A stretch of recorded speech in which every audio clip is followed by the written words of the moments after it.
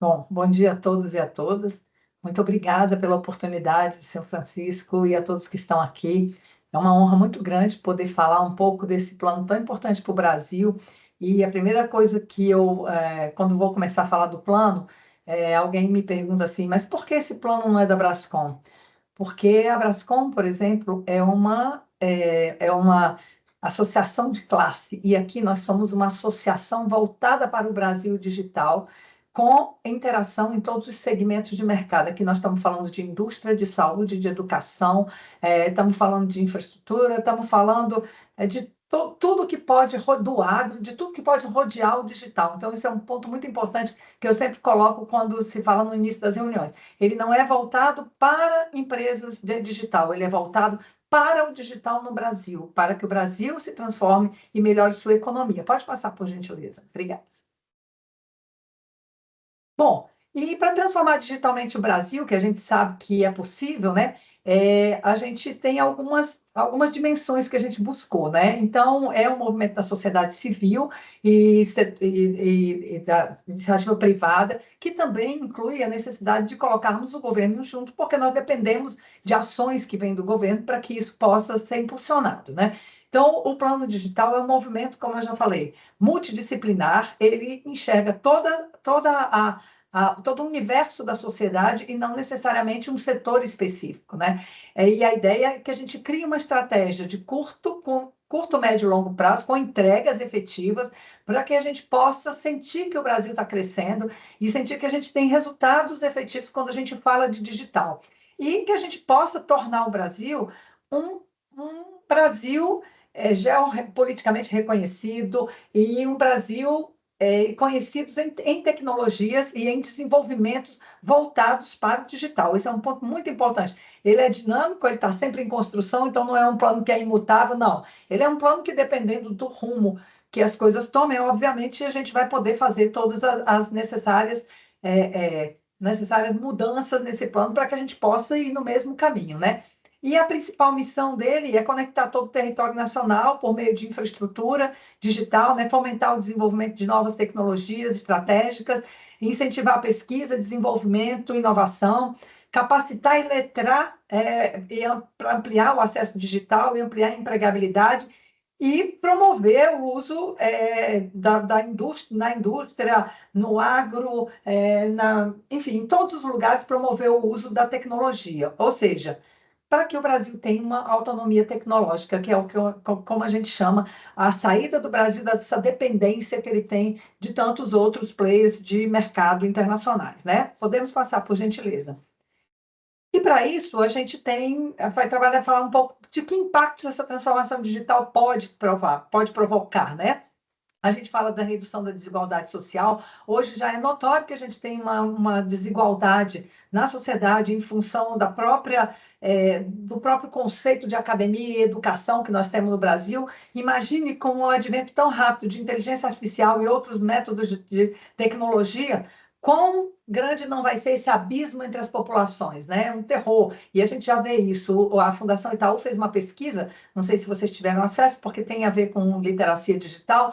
Apenas 4% da população é capaz de ter acesso a uma tecnologia de forma plena, ou seja, nós não estamos abaixo do básico, né? Além do mais, nós temos uma pesquisa também que mostra que 87% da população tem acesso de internet. Mas que acesso é esse, né? E tem acesso a este rapaz aqui, essa ferramenta aqui, que acaba tendo para o bem e para o mal, porque não são letrados idealmente para usar, né? Sem contar que a gente precisa capacitar o jovem para ter um trabalhador digital, que também é um outro problema. No campo, hoje, você já tem muitas questões relacionadas quando a gente fala a drones, programação de drones, programação de colheitadeiras, e quem são essas pessoas? Não estão preparadas para isso, né? São pessoas que lidavam com animais. Então, assim, a gente precisa fazer essa transição muito rápido, isso é muito importante. Bom, o crescimento sustentável do PIB, hoje apenas 2% do PIB é oriundo de tecnologias, né? Então, a gente precisa aumentar essa produtividade com maior oferta de produtos e serviços. Relevância no contexto global, a gente é muito grande, né? O Brasil é muito grande, muito competente, a gente precisa ser reconhecido por isso, né? Então, é uma pena que a gente não é reconhecido. Nós temos a melhor indústria financeira do mundo, né? A mais automatizada, a mais a mais inteligente, eu diria, e falo isso com muito gosto, mas a gente percebe que nesse contexto global a gente ainda está bastante distante.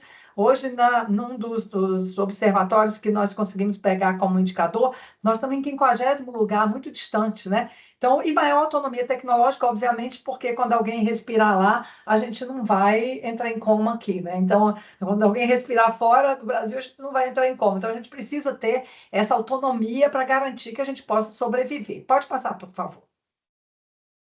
Bom, e para isso, para essas grandes ambições por meio de tecnologias digitais, que eu já falei aqui, né, a gente tem aí 4 grandes, o que a gente chama o que a gente quer colocar como principal, né, que é estímulo à educação digital para melhor distribuição de renda e maior inclusão social, crescimento sustentável do PIB, que é para suportar aqueles 4 propósitos que nós colocamos atrás, estímulo à inovação e geração de negócios com base em economia digital e aumento significativo da relevância do Brasil no cenário global. Tudo está relacionado com aqueles 4 propósitos que nós falamos atrás. E para isso a gente tem macroindicadores que já foram validados por quem vai nos ajudar, que é a CNI, junto ao Observatório Nacional deles, tá? Então, é a participação percentual do PIB de TIC sobre o PIB Brasil, percentual da população que acessa a internet, relação entre matriculados em curso TIC e vaga no Brasil, percentual de números de emprego em TIC do Brasil sobre a população ativa e participação percentual do PIB TIC Brasil sobre o PIB de TIC do mundo. E competitividade digital do Brasil com relação aos pares globais, que aí a gente vai nesses grandes indicadores mundiais. Esses aqui são validados e a gente sabe que para mexer um desses ponteiros aqui leva 10 anos, 5 anos, 10 anos, não é uma coisa rápida, e para isso nós nos organizamos, e só pode passar por gentileza, nós nos organizamos em pilares para poder fazer com que isso ande. E através de quê? Através de microindicadores. Nós vamos trabalhar em cima dessas ações, que são as 29 ações, vamos priorizar essas 29 ações e quer dizer, estamos priorizando essas 29 ações e já estamos com alguns trabalhos em andamento. Então, a infraestrutura para transformação digital. A gente quer garantir a conectividade, garantir a capacidade de processamento e tornar o Brasil um hub regional de processamento de dados. Para isso, nós já trabalhamos, nesse último ano, a gente vem trabalhando fortemente com o Redata e com as EPS, que são os data centers, né? E a parte de conectividade junto com os nossos parceiros aí. Nós estamos falando de parceiros como o governo, Serpro, Dataprev, Huawei, todo mundo que está no mercado, AWS, que todo mundo está no mercado atuando para que a gente possa garantir essa conectividade. Com as teles também já estamos trabalhando. Aqui nós já temos entrega, que é o Redata e a ZPE, na casa de infraestrutura. Quem está à frente desse movimento é a Brascom e a CNI. A CNI ela é a coordenadora desse movimento. Em tecnologias estratégicas, a gente fala assim, mas o Brasil precisa de tecnologia estratégica. Ok, precisa, mas a gente precisa escolher naquilo, o que a gente quer ser bom. Quem é bom em tudo não é bom em nada. Então, nós precisamos escolher, e aqui a gente tem como, à frente dessa tecnologia estratégica, nós temos a Febraban, que é a nossa, digamos que é a nossa...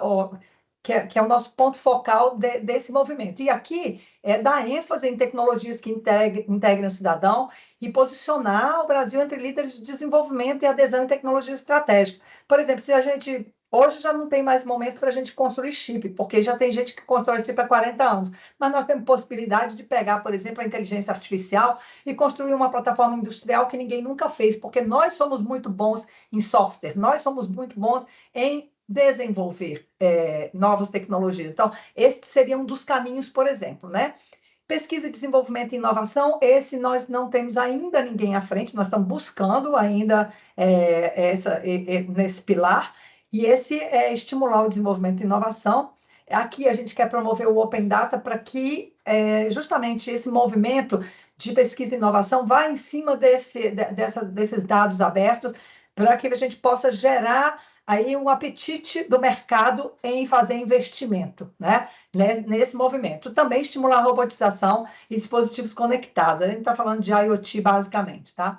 Bom, com educação e capacitação digital, a gente quer formar profissionais digitais, porque a gente hoje não tem, como eu falei, da colheitadeira e do agro, do homem do agro hoje, transformar o trabalhador analógico em digital, muito importante isso, e ampliar o acesso ao ensino técnico superior com foco em competências digitais, na verdade, com foco em STEM, porque quando a gente fala de pesquisa, desenvolvimento e inovação, isso está muito interligado, a gente precisa estimular, porque também numa pesquisa do MEC, houve uma evasão de mais de 25% dos alunos de STEM, justamente por questões de formação, problemas de ensino e outras mazelas mais, que vocês sabem muito bem disso, isso aí eu nem preciso falar muito, né? Bom, inclusão social digital em um ambiente digital seguro para o cidadão. Aqui é um ponto muito importante que cruza muito com a questão da educação e capacitação digital, que é promover o letramento digital. Hoje, um dos maiores problemas que a gente tem é o uso, eu falei daquela pesquisa de 4% da população que é preparada para usar, e a maioria da população não tem preparo. Então, cai em notícia falsa, cai em fraudes bancárias, cai em fraudes nas suas casas, por exemplo, são roubados, são enganados, né? São enganados em compras, enfim, uma série de coisas que, se você orientar o cidadão e tiverem campanhas adequadas para isso, por exemplo, nas mídias sociais, a gente vai conseguir criar uma plataforma digital para incluir melhor esse cidadão. Aqui nós temos uma ideia de usar os Correios para fazer esse trabalho, porque os Correios hoje são um grande, digamos, estão em 5.600 municípios, a gente forma o time dos Correios e ele traz essa população de 40, 50, 60 anos que não tem essa intimidade ou que tem essa dificuldade de lidar com isso. Então, aqui nós já temos um projeto em andamento no Ministério da Ciência, no Ministério das Comunicações, nós vamos ser incluídos no Plano de Inclusão Digital, Plano Nacional de Inclusão Digital, e no PNED, que é o Plano Nacional de Educação Digital. A propósito da educação e capacitação, nós temos uma frente também com a Brascom e a Fiesp, eu não falei quem eram os mantenedores aqui, a Fiesp e Brascom, nós temos já uma frente do meu primeiro emprego digital com o Sistema S, onde vai haver uma formação e essa formação imediatamente será consumida pelo mercado. A gente quer fazer o link entre essas duas coisas, porque você forma o cidadão, mas ele não tem emprego. Então, assim, acaba que você perde essa mão de obra muito rapidamente, porque as coisas muito rapidamente se depredam aí em função do conhecimento, né? A gente fala, aqui a gente tem um movimento muito interessante da Bosch, que eles fizeram um treinamento de 400 jovens, aproveitaram 95%, colocaram dentro da Bosch já como salário, formaram, aproveitaram 95% desses jovens e eles já trabalham para a área internacional, isso é junto com o Sistema S, tá? Eu estou falando rápido porque eu quero botar a apresentação toda, passar para... E no ambiente de negócio, nós queremos estimular o empreendedorismo digital, que isso é super importante, né? Atração de investimentos, então a gente precisa fazer com que a legislação seja menos dura, não é que ela tenha que ser flexível a ponto de abrir buracos, mas não, ela tem que ser suficientemente importante para que os empresários que entrem no mercado sintam que possam trabalhar adequadamente. Então, a gente tem feito muito trabalho nesse sentido, né? Incentivar também o desenvolvimento de novas tecnologias, remover esses entraves regulatórios, que é o nosso grande desafio aí, porque a gente vai na Câmara, no Senado, em vários lugares, a gente vê que tem várias leis saindo de vários lugares para o mesmo assunto. Então, o nosso trabalho aqui é meio de articular, fazer uma convergência.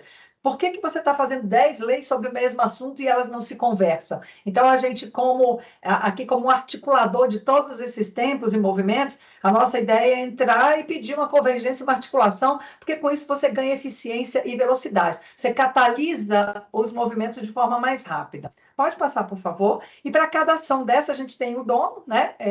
E como eu já falei, na última, no ambiente de negócios, é a ABS, e no pilar 5 é a Abranet, que está conduzindo junto conosco.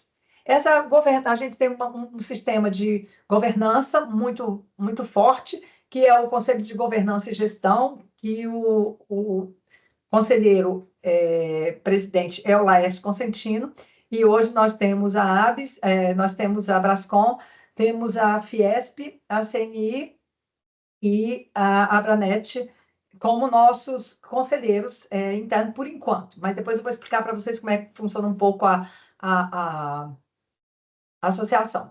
Tem o legislativo, com frentes parlamentares, que a gente tem atuado, tem o executivo, que nós estamos via City Digital, que tem um assento no nosso conselho também, e CDES, que tem um assento no nosso conselho, porque eu não comecei a contar a história desde o início para ganhar tempo, mas essa história começou no Conselhão, que a gente criou uma comissão específica para tecnologia, que não existia, nós conseguimos criar uma comissão de tecnologia e estratégia digital para o Brasil lá, e de lá a gente pediu para que o presidente criasse um órgão que fosse, de forma, um interlocutor único para falar de tecnologias, porque a gente não tem isso no governo, então eles acabaram nos ouvindo e criaram a CIT Digital, tá?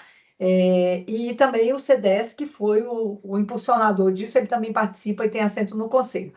A gente tem as entidades de apoio institucional, como vocês, por exemplo, que nos ajudam, e tem as entidades também as outras entidades que também nos ajudam e participam de forma financeira, nos ajudando também com projetos, tá? Então, a gente tem um grupo de coordenação de PMO para cada um dos pilares, cada um dos pilares tem o plano de ações e as políticas públicas.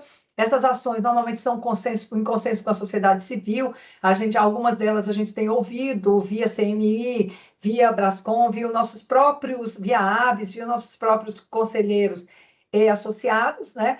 E a gente tem também um ponto que é a adesão de governos estaduais e municipais com projetos e indicadores. Por exemplo, Nova Lima já adotou o Plano Brasil Digital 30+, como sendo um piloto para eles, e eles já estão trabalhando nessa linha de se organizando para fazer as entregas do digital no município de Nova Lima. Pode passar, por favor.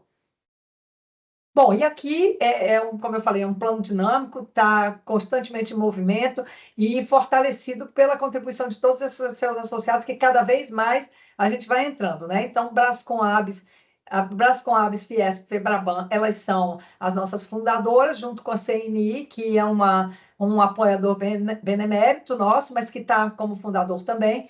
Os efetivos, nós temos a Abranet e nós temos 13 entidades que participam do conselho, que são entidades ou fundadores, que não vão ter mais, e efetivos, que ainda vão entrar, provavelmente mais uns 8 que a gente tem buscado, né? Temos um apoiador institucional pleno, que é aquele que contribui financeiramente e que também contribui dentro dos projetos, e um apoiador e parceiro, que é o caso de vocês, que contribuem nos projetos, mas que não necessariamente contribuem financeiramente. Todos eles estão no nosso site e são reconhecidos, tá? Pode passar, por favor. E aqui nós temos aqui o site. Nós estamos com um probleminha nele para poder baixar, porque ele está em manutenção. Eu estou, inclusive, uma reunião hoje com a pessoa, mas a gente vai ajustar com todo mundo aí no circuito. Bom, gente, era isso, e eu estou à disposição para as perguntas. Obrigada. Acho que eu cumpri o tempo aqui rigorosamente com 1 minuto de adiantamento.